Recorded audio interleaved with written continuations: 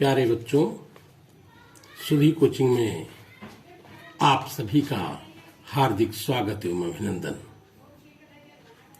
आज का हमारा विषय है जो जीवन परिचय या साहित्यिक परिचय आता है।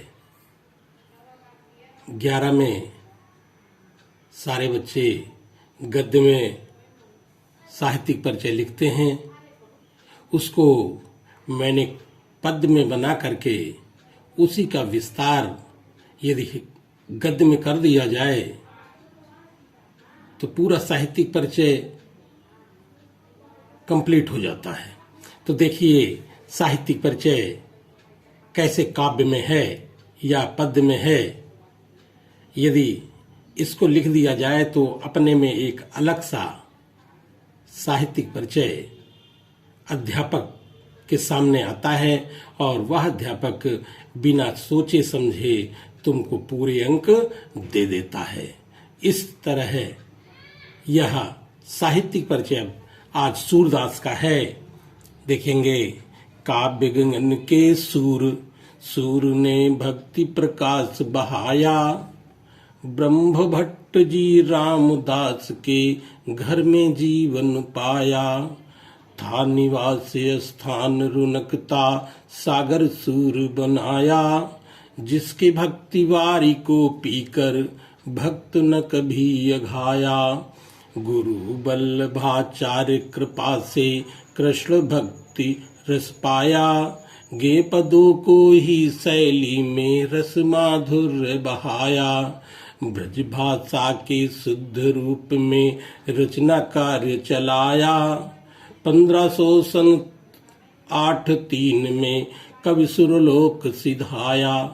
तो इसका गद्य में लिखना है कि जैसे कहा गया है कि तत्व तत्व कबीरा कही, तुलसी कही अनूठी, बची खुची सूरा कही, और कही सब झूठी। तो सूरदास, सूर, कबीर और तुलसी, ये तीनों कवि अपने में अद्वितीय हैं। तो आज साहित्यिक परिचय, जीवन परिचय सूरदास का है। ये क्या है? काव्य गगन में जैसे सूर्य होता है उस तरह ये अपना भक्ति प्रकाश सूरदास ने बहाया है। और ब्रह्म भट्ट जी रामदास के घर में जीवन पाया। किसके यहाँ जीवन इनको मिला था? ब्रह्म भट्ट जी के यहाँ। था निवास स्थान रुनकता, निवास स्थान क्या था? रुनकता था, सागर शूर बनाया, जिसके भक्तिवारी को पीकर कृष्ण की भक्ति भावना को चाहे जितना पिया जाए फिर भी भक्त न कभी अघाया, भक्त कभी अघाता नहीं है। और इनके गुरु का नाम, गुरु बल्लभाचार्य कृपा से इनके गुरु का नाम बल्लभाचार्य था और कृष्ण भक्ति रस पाया। ये कृष्ण की भक्ति में, कृष्ण की भक्ति का वर्णन किए हैं। और कैसे किया है?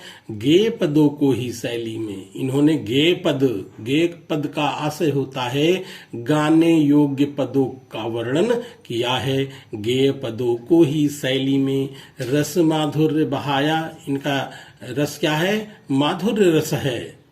ब्रज भाषा के शुद्ध रूप में, और ब्रज भाषा के शुद्ध रूप में इन्होंने रचना कार्य चलाया।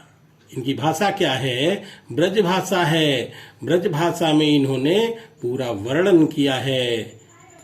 1500 सन 8-3 में कवि सुरलोक सिधाया, और 1508 और 3 अर्थात 83 में सूरदास का देहांत हो गया था।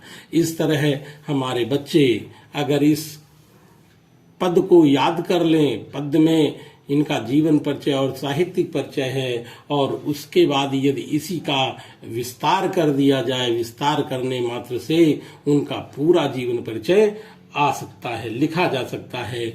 इसलिए हमारे बच्चे इस पद को याद करें और अपने जीवन में उतारें, जिससे कि उन्हें अच्छे अंक प्राप्त हो सकें। अच्छे अंक तभी मिलते हैं जब हम कुछ अलग से लिखते हैं और यह अपने में एक नूतन है, अनोखा है। इसलिए हमारे बच्चे इसको याद करके फिर बताएंगे कि ये कैसा लगा, तो उसी के हिसाब से सारे कवियों को हम पद में पिरो करके तुम्हें दे देंगे, जिसे कि याद आसानी से कर सके।